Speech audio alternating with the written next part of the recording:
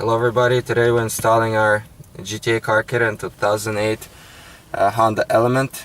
We'll start off with what tools you'll need. You'll need some type of a clip removal tool or a panel removal tool and a Phillips screwdriver. So we'll start off by using our panel removal tool.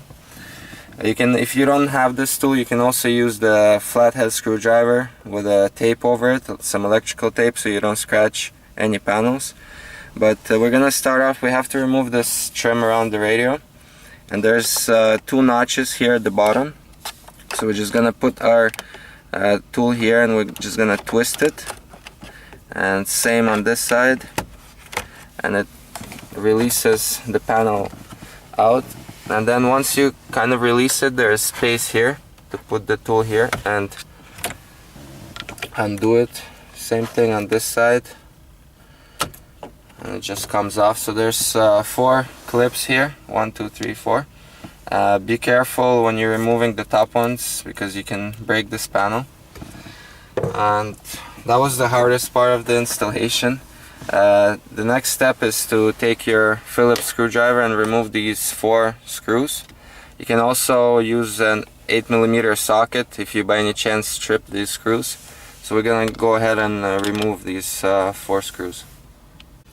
So we just removed the 4 screws and the radio is ready to come out. So we're just gonna remove it.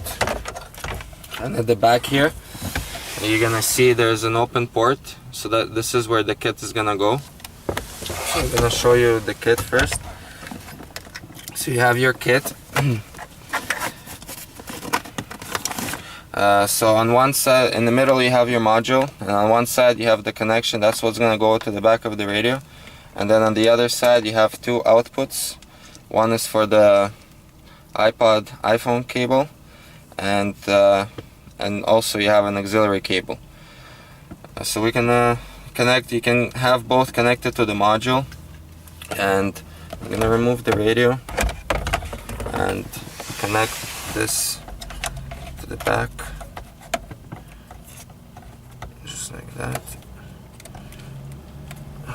So that's pretty much it once you connected it. So we're gonna put in the key into ignition and test the kit. So we're gonna turn it on to the first position and the radio is gonna turn on. We're gonna start out with the FM mode. That's your regular FM mode. We're gonna press the CD button once. That's gonna be a regular CD.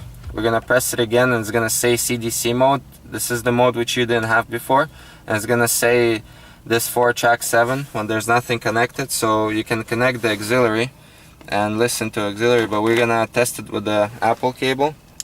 So we're gonna connect it to our iPhone 4, and our kit has 2 modes. And so the first mode is a playlist mode, and that's gonna be in disc 1.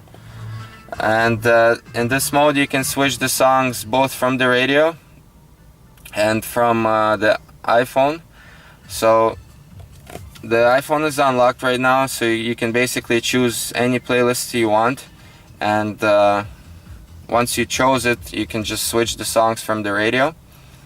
But another way you can listen to your music is by playlist, and that's by switching to disc up. So if you switch to disc 2 and up, that's going to be your first playlist, disc 3 is your second, and so on. And in this mode the iPhone gets locked, and you can only control it through the radio. It's mostly for cars that have text display. Unfortunately this car doesn't have text display, so I would suggest just using our hybrid mode.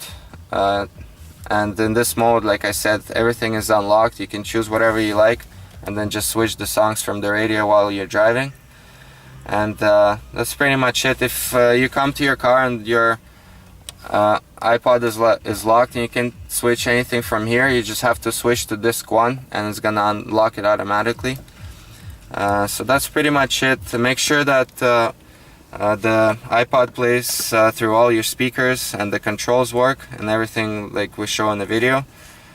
And once you tested everything, you're gonna have to put the module behind the radio and also feed these cables.